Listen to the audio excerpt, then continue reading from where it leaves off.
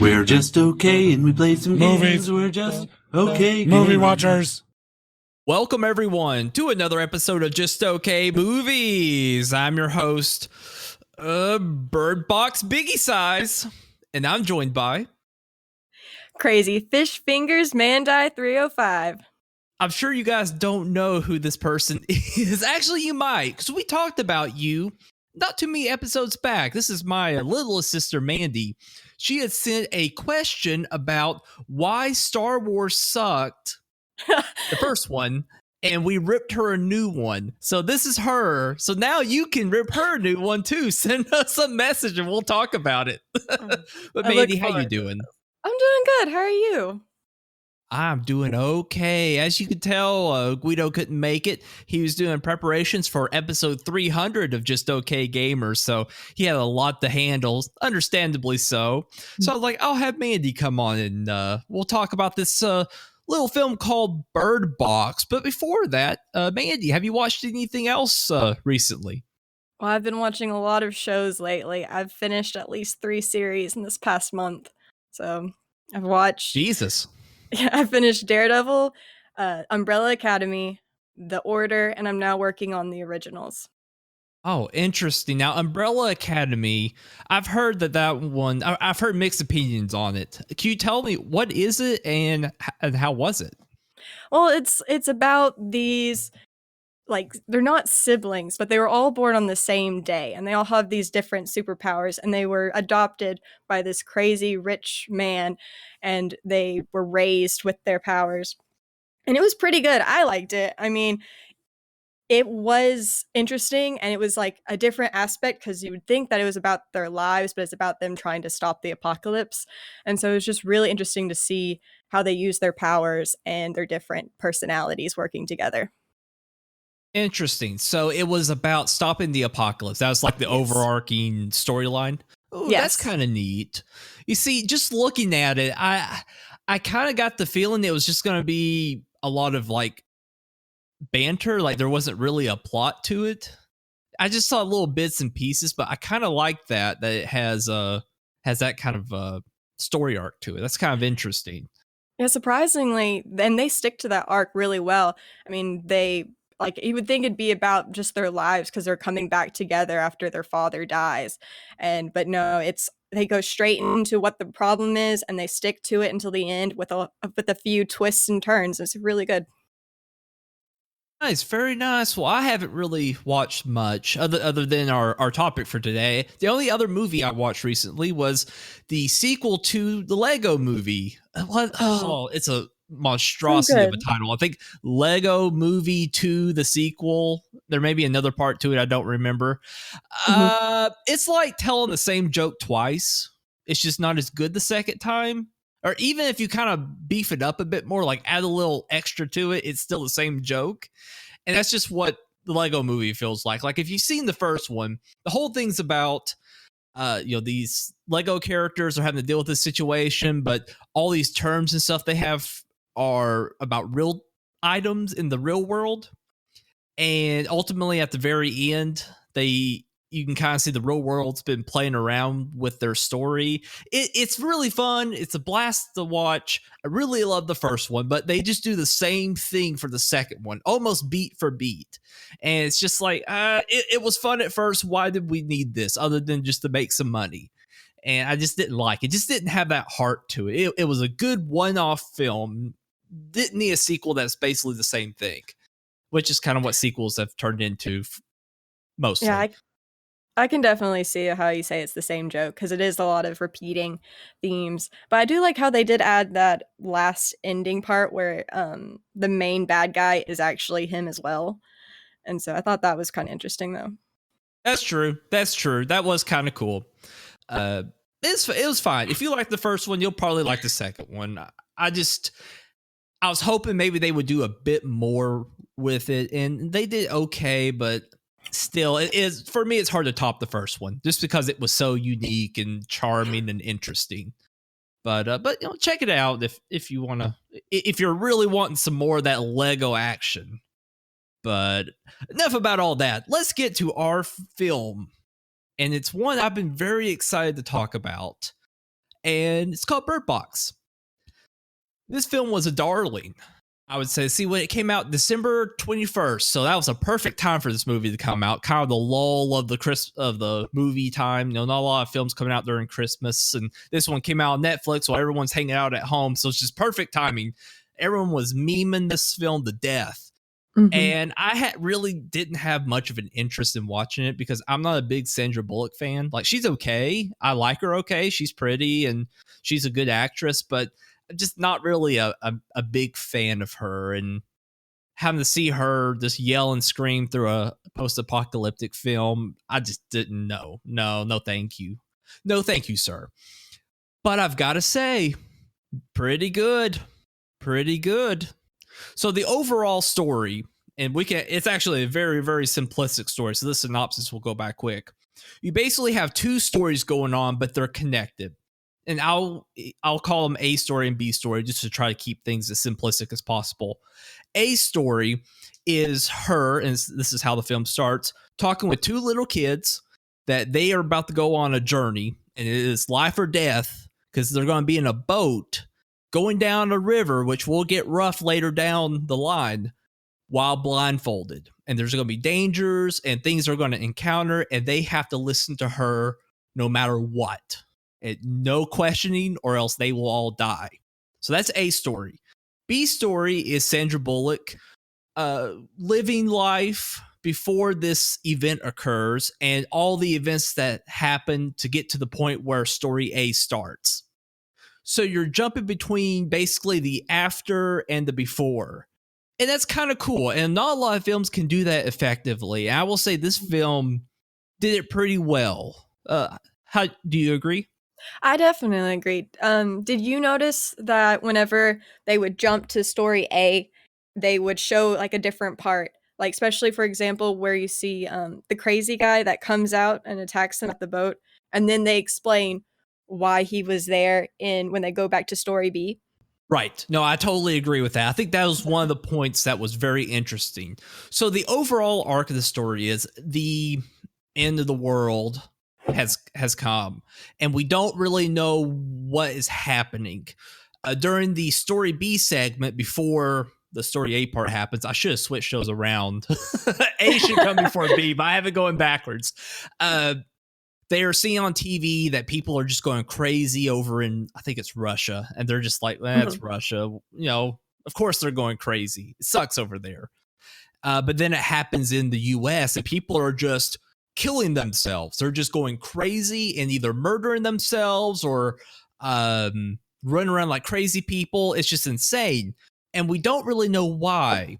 We get to see it kind of early on that there's something either in the air or some sort of premonition or entity that we just haven't seen that's off camera. Because when people look at it, their eyes kind of go grayish. Of course, our character doesn't see that at the time, but then they just start mumbling nonsense. They're just kind of detached from themselves. Like, I think her sister, whoever it is that she's with before Sandra Bullock's sister dies, it's just saying like, no, mommy, no, or, oh, it's you. It's just things like that you wouldn't normally say, and then they just die. They either kill themselves, they walk into traffic, they stab themselves, throw themselves out of windows. It's chaotic. So at this point, that's all we know. There's some sort of entity. Maybe it's airborne. Maybe it's visual, but it's turning them crazy if they look at it. So through the rest of the film, we work under the impression that, okay, we just can't either potentially breathe it or look at it. Something like that is causing the problem. Then we realize that we can't even use cameras because it can even infect people through the cameras. So that's all very interesting because it's so chaotic. Like, okay, we don't even know what it is because we can't even look at it. Is it an actual thing or is it not? And that works to the film's advantage, and I feel like it works to its detriment later on. And we'll kind of get to that point. But the point Mandy brought up that was so good is they're going to a grocery store, and they hear this person in the freezer and it's like beating on the door just slowly, just saying, help me, let me in. This sounds normal, guy's freaking out. Well, they open the door and he just goes into like a rampage trying to get in, like a bloodthirsty rampage. And one of the guys sacrifices himself to keep him from getting in, and he kills the same guy who was there with him, and then just goes back to doing the same thing, beating on the door saying, "Help me, help me." That's really cool because in the previous scene in story A, when they're going down the water, they're blindfolded. No one can see anything. You hear a voice saying, "Hey, you guys, take off your blindfolds. Everything is okay." And as a viewer, you're like, is everything okay? Maybe it is. Maybe Sandra Bullock's the one who's crazy. And the guy is standing in the middle of the water. I guess he was fly fishing. He had some waders on and stuff. Who knows? And he comes right up to the boat and grabs Sandra Bullock. Is like, "Take your blindfold off. You gotta see it, Sandra Bullock." And she just beats him to death. And then that's what's so cool about this film is that boat scene happens first, and you're freaking out like, "Oh God, the rules have changed." And then you go to the story B when they go into the grocery store and you find out why she did that. Because she kind of seems a bit insane at that point. But you start seeing the world she's had to live in and why she's had to change. Yeah, I think that is definitely what helps the flashbacks and flash forwards of this movie, because each time there's a flash forward to them going down the river, they show something more, and then it just keeps explaining when you go back to the original storyline. Correct. Now, I guess let's kind of live in the before boat scenes, the story B. Okay. When they're going through, because that's the meat of the story. The boat parts, they're in a boat. Not a whole, other than that part, not a whole lot else happens until they get to the end of their journey. They're just in a boat. The meat of it happens before that point. Basically, after everything breaks out in the U.S., they go into a house, and there's a bunch of other survivors there. And it's your typical fare. You've got the cop, the normal guy who's just trying to keep everyone together, the crazy old person, the drugged up guy. It's your normal fare, the conspiracy theorist. They're all there, and it's all well done. But it's there before we get, it's honestly fun. You know, all the characters didn't feel crazy. They felt real, and I think that's why I like them most. I think that's why it's like each actor they got really fit the part in both look and the way that they did. There was some amazing actors in this movie, and I think that's what really helped it as well. Agreed. For such a simple film, everyone did a very good job. And I think that's also in part in writing. The writing was really good for every character, except for one part I'll talk about here in a moment. Everyone's actions made sense, more or less, with what they were doing. With their trait, they never did like a 180. Sandra Bullock felt like a really good character for this kind of post-apocalyptic film.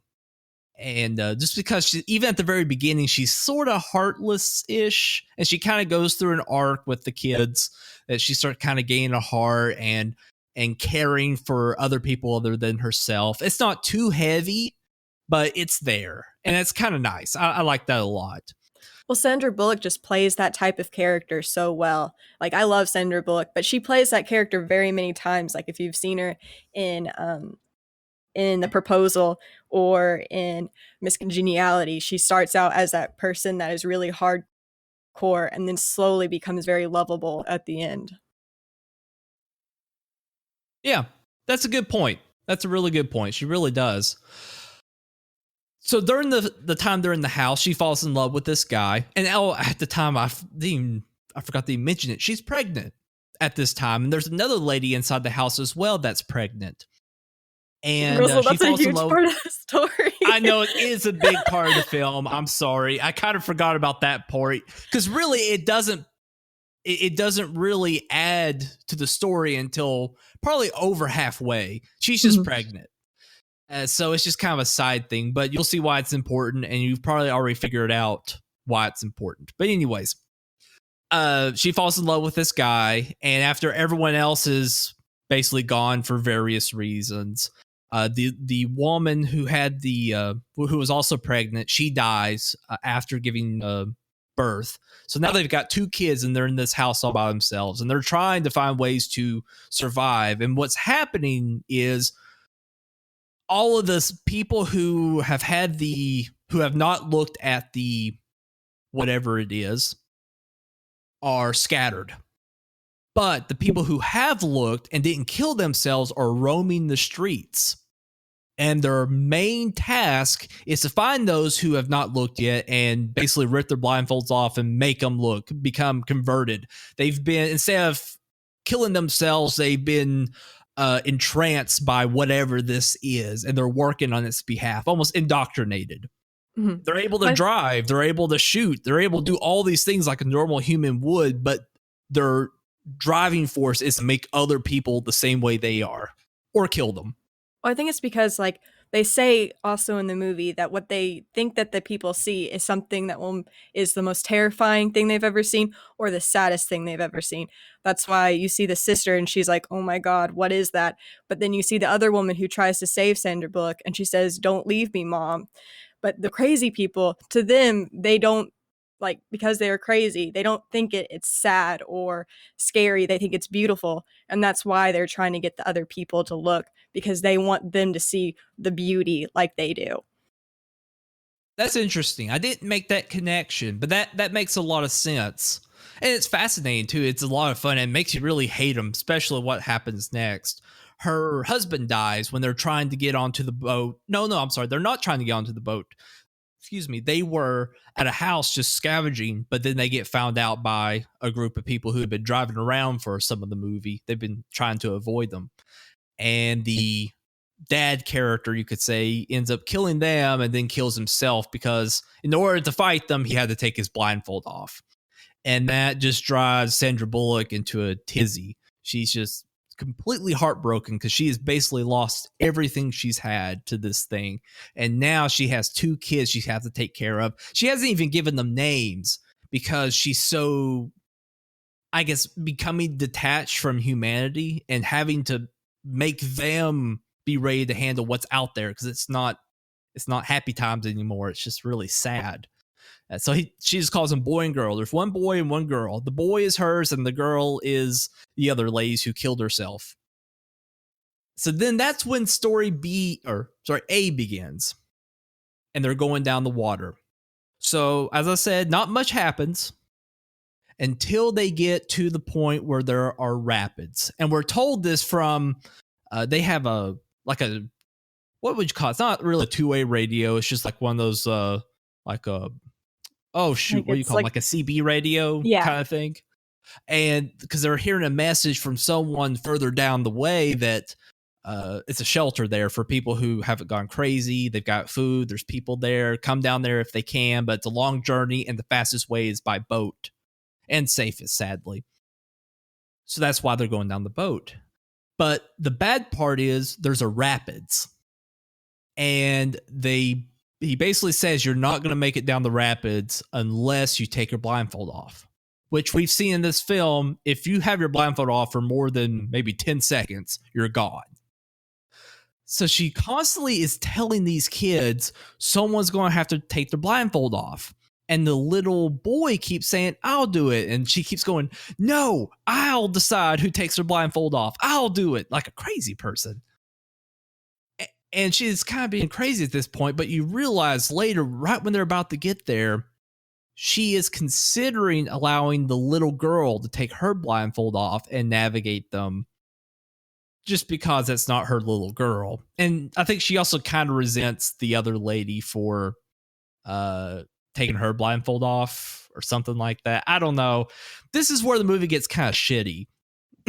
Because I don't know about that. I don't think it gets shitty because I think it like she realizes like she doesn't like the little girl as much because it's not hers, but it's also because like she viewed the mother as weak because she did, and also because she's the reason why they like that she died and why the others died, because her weakness by allowing that guy into the house, but also because I think she views the girl as a little bit being stronger because like she was more willing to do it and like she went to try and save her but and she can see that the little girl is not obeying her as much as the boy does. That's just That me, is though. a good point. No, that's a very good point. From the little things that happen while they're going down the river, the little girl ends up defying Sandra Bullock more than the little boy does. That's a really good point you make. Very, very good. I think it's shitty for two reasons. Okay, this is where we're going to get to the bad part of the film. This rapid scene. First of all, these two kids are like, what, 6? I think they're 5. 5. Okay, even worse. What in the world is a little 5-year-old gonna do when you're going down a rapids? Like, what, going like 20 miles an hour? Like, what is he gonna do? I guess, yeah. I don't understand. Like, what's that little, what either of those kids, what are they gonna do? They're not gonna do anything. They're gonna cry and freak out because they're only 5. They can't handle that kind of stuff. They can't row the boat either. Mhm. Okay, that's my first one.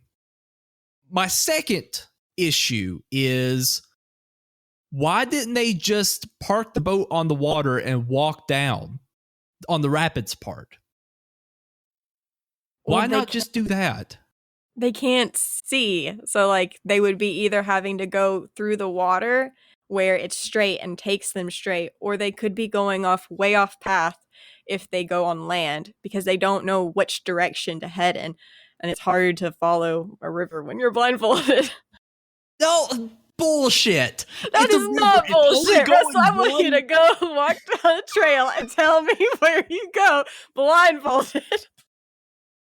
No, a river is the best option because it can only go one way. You see, the first reason I thought that they needed someone without their blindfold on was maybe it's like a branching path and they just have to make sure they're going down like the correct path on the river, like for some reason. But no, that wasn't it. They only needed to have their blindfold off so they could navigate and not hit rocks and shit. That makes perfect sense. But also, this rapids part is not very long. I mean, they've been in the boat, and it tells you how long time's gone by, like 36 hours. So this like little rapids part is not very long. And even after they get past it, the outpost thing is not that much further up. Because then we come into the final confrontation, which is also kind of dumb. I'll get to that one too. But okay, at this point, they're going down the river. They're not being chased by anyone crazy. And at this point, we pretty much know that this entity is nothing but wind, basically. Like, it only shows up after all the times we've encountered it. It's just wind blowing past them. Now, this wind or whatever it is can whisper things, ideas, and things into your head, basically taking on voices of people you know saying, hey, join me, take off your blindfold and be with us. It's okay. So that is a little creepy, especially since you've never made contact with it and you don't really know if it really is just this airy thing or if it could be an entity. You haven't gotten to look at it. But as a viewer, we know that. So the problem is, as a viewer, you're looking at this person and you're just frustrated with them because at this point they should know it's not a real thing. You're not being chased by anything tangible. It's just blowing the wind around a little bit. So if you're not being chased by real people, you've got a rapid coming towards you that you probably can't navigate without dying, one or all three of you. Park the boat and just walk down a little ways. It's just that simple. It was the dumbest part of this whole movie. I couldn't believe it. If the rest of this movie was not as good as it was in setting up the characters and setting up the world, I would have turned this movie off at this point. Okay, I can see. I understand. It just doesn't. I get why they did it. They wanted to have the moment where she has this connection with the little girl saying, you know, no, we're going to go through it together. I'm not going to sacrifice you because I think poorly of you and your mom. That's fine to have that kind of point, but you arced it around the dumbest plot point you could. That just you went with the choice that made no sense, even though with every other choice you made, it made sense. Mm-hmm. And I can understand. I see what you're saying, but it was like they needed some sort of climax, and they needed some sort of like way to get them closer together. And so I can understand why the writers did it. And you're right, they could have handled it a little better. Right. I feel like what they should have done, because what happens next after they go through the rapids, they lose. I think they lose their boat and they get up on the shit we call it, the shore. And they start walking. She's like, listen for the birds, because apparently that's what the guy on the radio said. They have a bunch of birds, which I guess we haven't explained what the birds do. We'll explain that later. And so follow the birds. So they start walking through the woods, listening for the birds, and they hear them. But then this is when the final confrontation happens with the entity. It starts whispering to them, like, come be with us. She even starts hearing the dad guy that she fell in love with saying, be with me and all this stuff. And she's just freaking out. She's just like not running, but like walking at a really fast pace, which is kind of funny. And you get like these overhead shots of her. So you're just looking all around her and you see the trees just rustling and all these leaves coming up. And she's just like this crazy looking person with a blindfold on running from kind of nothing. Yes, we have to understand, like they got like everyone got separated once they lost the boat. And it's like, that's something that like she's freaking out because she can't find the kids. Now that part was cool. The little girl wanders off again. This little girl just has a death wish. And the spirit takes on this voice of Sandra Bullock and saying, take your blindfold off. It's okay. And so she's actually about to do it, but then she doesn't. And luckily Sandra Bullock finds her and just gives her a hug. It's a continuation of the beginning of the rapids part of this, her learning to love this little girl for some reason. It's that part's okay, but it's just the part after that when they keep on doing the winds and the thing talking to them, and there's really no threat. Like, it would be okay as a viewer if we still didn't know that this entity is just a wind. Maybe it is something, maybe it isn't. Maybe the camera has never allowed us to look behind Sandra Bullock. We've always had to look forward like she does. That would be kind of cool. But at this point, we've encountered it so many times that it's not really that scary anymore. And we also know it's nothing.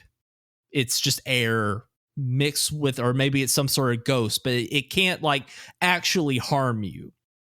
And that's where that especially that very ending really loses that impactfulness, in my opinion. Now, if it was a bunch of those crazy people following them, like they just came back and found them or chasing them down, that, they pose a tangible fear. But literally, Sandra Bullock and the little girls could wander around those woods forever as long as they didn't take their blindfold off, and they would be fine. And I think that's a problem when they reveal the enemy or reveal the monster too early, and you just lose that fear. And that's probably my biggest problem. Everything up to the rapids part was so well done. It just lost its luster at that point because we knew too much as a viewer. And I felt like that's an area they could have improved. Maybe, I don't know, maybe just made the rapids actually the end and not had that last part. Yeah, I can understand what you're saying about that. That's true, because especially after you see the man die and you see that he didn't do anything to him. And also with the, so yeah, that part is definitely, it does lose its luster. I'd have to agree with that. But I will say, though, the very end is very interesting. So the thing about the birds, and they realize that when they go into the, I think it's in the convenience store, no, the grocery store, is when the birds encounter someone who's been possessed, they go crazy. They just freak out. So they start using those birds as kind of a canary in the coal mine kind of thing, where they'll have the birds next to someone and if the birds freak out, then that person's been possessed. So that's kind of interesting. So apparently this place they're going to has a whole bunch of birds that they use to, I guess, let them know that there's no crazy people, or the birds just like hanging out with them. That sure, whatever. But the place they go to is actually a home for the blind. It's a blind school. And naturally, the blind people are completely impervious to this thing because they can't see it.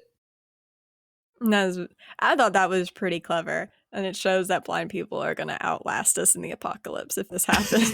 It was kind of cool. I got to say, when she put her hand on the plaque that said what the place was, and that was kind of a cool revelation.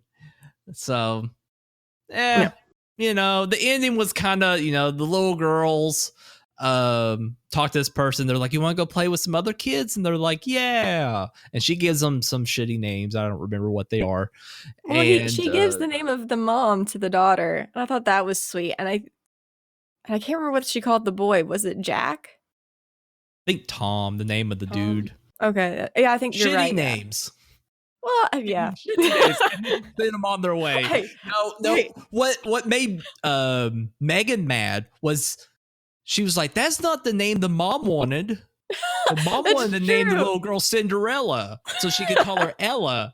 But instead she named her after the mom who saw the entity and threw herself out the window. That's true. But anyways, ultimately that's the whole movie. I mean, a lot of stuff happens in between we didn't touch on. It's just not worth really talking about. I mean, those are all the big plot points.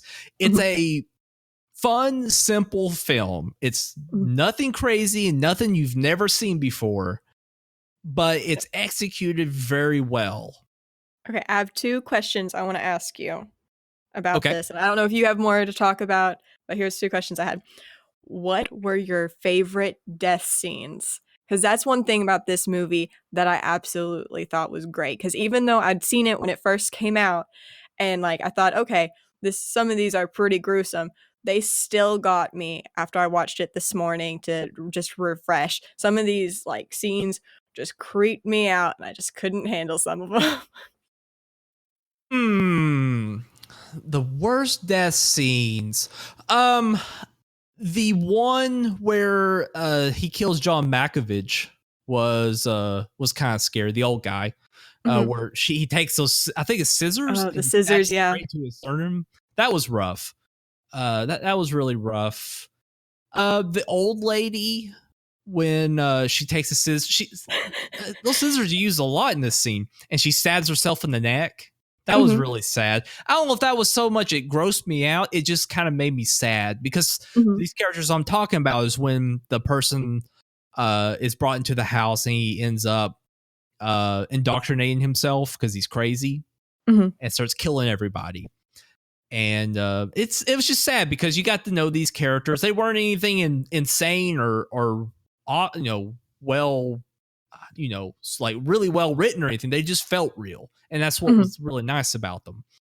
So I guess those scenes were kind of the saddest ones. I guess the one where the lady sits in the car that's on fire, that probably was more like a what the fuck? What the hell's going on? Because she wasn't screaming or anything. She just got into a car that was completely inflamed and died. Yeah, what was yours? Rough. The ones that I was just like, I can't deal with is the one where the sister steps in front of the bus and gets hit because you see her get squished. Oh, that's so shitty. You didn't like it? Oh my gosh, I hated it. Looking. Okay. God. What? No. And then I also hated the one where the guy, he's sitting in front of the computer and then he falls and he hits his head against the brick. Yes. Oh, that one, because I was like, that could have been us when we were kids. Yes. Yes. Our house had rock everything on it. And if we fell over, we could paralyze ourselves or die. Yeah. And that's a really interesting scene. That's the scene where they realize they can't even use cameras because he makes a good argument. It's one I would have made too. They start piecing together that, okay, if we come in contact with it with our own eyes when we're outside, we go crazy. But a camera, all this is just a mix of colors. Will it have the same effect? Well, so here's my thing. Uh-huh. he makes a huge point about it being heat censored, but yet they used regular film. And I was like, that's not what he was talking about. And I don't know, I kind of lost me a Right. little bit there. And I was like, I feel like that shouldn't have happened that way. Yes, you make a good point. You see, when he was talking about that, I expected that he was going to have some sort of infrared Mhm. cameras or something like this. This is the way he kind of made it sound like, but it ended up just being kind of standard video cameras that, just like any security system would have. And I was like, okay, I'm fine with that because I'm still wondering because there's still a barrier. Yeah. It's all just data, so you're not actually viewing it per se. Directly with your own eyes. You're going through a lot of stuff for that image to get there.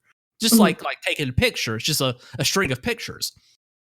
But he goes crazy. And I'm like, oh man, that really sucks. So obviously, even through images, it's having some sort of effect. You don't Mhm. have to witness it directly with your own eye. So that was kind of creepy. I'm like, well, fuck. Now they're really fucked. But thinking back on it, it's kind of shitty. Because I don't know if that really makes sense. You know what I'm In what saying? way? Like for them, like, and maybe that's a part of the movie that could you see an image or something that freaks you so much out that you just want to murder yourself. I mean, I guess it's always possible. Mhm. I guess that's like what you said earlier. That's the point. They're seeing something that just makes them want to either end themselves or just get indoctrinated to the point of wanting to end others. Mhm. And I guess it's possible. No, so I Well, guess that's it's not really stupid. It makes sense. yeah. I just really wish, like, if they could have redone that scene where they would, and like this would have helped your thing about with it just being the wind, was that they did make it infrared or something else, and they would have showed like an image that like the crazy guy was drawing. It's like you saw all those like black shadowy figures, and you hear about how the black guy that worked at the grocery store talk about how these were supposed to be demons at the end of the world, but yet you didn't see that, and like you just kept seeing the wind. So I really wish they would have just done some more imaging there, because like there I think it could have like really helped the ending by just adding that little detail. Yes, I would agree. Something along those lines. Like, don't get me wrong. The idea that this is just something you can't see, both when you're watching the film and if you're in the film, is kind of cool. It runs its course quickly, especially when the film is trying to get you hyped up like this is do or die when it's not really. You can only play that for so long until it runs its course, and it really did at that point. Uh, but okay, well, that's Bird Box. Check it out. I think it's worth $10 for Netflix the watch, and check out some other stuff on there. There's Star Wars movies that are fun to watch. And hey, have you watched Empire Strikes Back yet? No. Okay, well, we might our next episode together. We might have to do Empire and see That what you sounds think good. compared to the original Star Wars, which you said was completely Oh wait, are you talking like overrated. Oh which yeah, okay. Which movie are you talking about? I don't know I all the am Star talking Wars about by names. it's the one with all the snow and like the big revelation of who Darth Vader is. The best No. one. No, I've only seen bits Okay. and pieces of everything but the first one. Do you know about Darth Vader? Yes, of course, it's Luke's father. I get that. Okay. That's been spoiled so Okay. many times. Yeah. Yeah. You know what's interesting? Like when mom and dad bought which I wish I knew at the time it was going to be the last widescreen release of before they did the alterations is on VHS. I Mhm. watched them so much. I would remember when I started, like why I wanted to watch them. I'm sure dad was just like, hey, you want to watch this movie? And seeing that for the first time, that revelation, I remember as a kid just getting goosebumps. I was like, oh my God, I had no Mhm. idea. And And say that's fun times. Now it's spoiled. And I guess even at that time it was spoiled, but now with the prequels and everything, you really know that's going to be his dad, because that was like the big selling point of the prequels. But anyways, I digress. Check out Bird Box. Out of popcorn score, I like Guido's popcorn scores. Out of 4 popcorns, I give this one a solid 3. And really, I would almost give it a 3.5. I don't think it quite deserves a 4. It's almost there, but not quite. But it loses either that half or full popcorn because of the ending. It just, what was the strength of the movie became a massive weakness at the end, in my opinion. And they should have done a little better job, ending it on a higher note. But ultimately, good film. I love post-apocalyptic travel films. I've talked that a billion times on here. And this one scratched that itch I had for it pretty well. Yep, I have to agree. It's clever, well written, and the character building is what really helped this movie. How many popcorns would you give it? I'd probably give it a solid 3. Okay. I think that's fair. That's a fair. And hey, if you want to discuss Bird Box or any other film, shoot us an email at justokmovies@gmail.com. We would love to hear your thoughts on whatever film topic. I don't even care. I just want some correspondence. I love chatting with you guys. Shoot me a tweet too at justokmovies. And Mandy, thank you so much for joining me. This has been a blast. Well, thank you. I'm really glad I finally got to be on here. I'm happy you've been here too. And Mandy and I chat about movies quite a bit, especially after I started this pod, especially Marvel films. Oh, that reminds me, while we're here, why not? What did you think of Captain Marvel? I thought it was really good. Like, honestly, I had very low expectations going into this movie because a lot of people had said, like, from the trailer and listening to the podcast, like, people were just saying this isn't going to be a very good movie. But so it actually really surprised me. And knowing a little bit about the Kree going into it, it actually made sense. So other than just seeing bits and pieces of the past and understanding and being just super excited for the end game, I thought it was a pretty good movie. Very cool. Very cool. Do you think anyone's going to die permanently in Endgame? I am definitely thinking Iron Man and Captain America. Honestly, I was really surprised that they survived the last movie. I thought they were going to die for sure. That's a very good point. Yeah, I think definitely.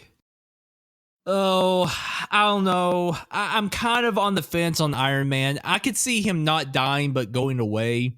But I really, really think, because they don't really have a great replacement. Because you got Don Cheadle, but he looks like, I think I made the joke that I thought he was going to like turn to dust just from old age on set. He looks so old. That was a good joke. And but I don't think he will be a good replacement for Iron Man. I'm sure his time is numbered with the series, so they don't really have a good replacement for him. But we do have someone that could replace Captain America, and that's Bucky, which I think in the comics he does replace Captain America. Okay. I could be wrong about that, but I think I've heard that before. But they got a couple options. Also could be the weirdo with the wings who flies around. That's what I've heard a lot of people say Hawkman. that he's gonna. Yeah, or no, it's Bird Dude. It's what is his Wingman. name? No, it's Falcon Hawk. Oh, it's Falcon. That's it. Falcon. Okay. I was about to say Captain Falcon, but that's that's a Nintendo character. Okay, cool. Well, we figured that out. Good for us. This took us a minute. Yeah, it took us a minute. It always does. But yeah, no, I really believe he will die. And I think if someone's going to die second, it would be Iron Man. I agree with you there. But I really think it's going to be Captain America's last movie. The only way if he dies or just gives it up. The only way I can really see Iron Man still being in the movie is after Endgame is maybe if he's a cameo during like the Spider-Man movies, because they've already had him there and shown that he's really a big part of his story as well. So like I definitely think he's gonna die though. Right. And also Robert Downey Jr. is he's what would you call it? A star in the Marvel universe. I'm sure they'd like to keep him on retainer as long as he's willing to do it.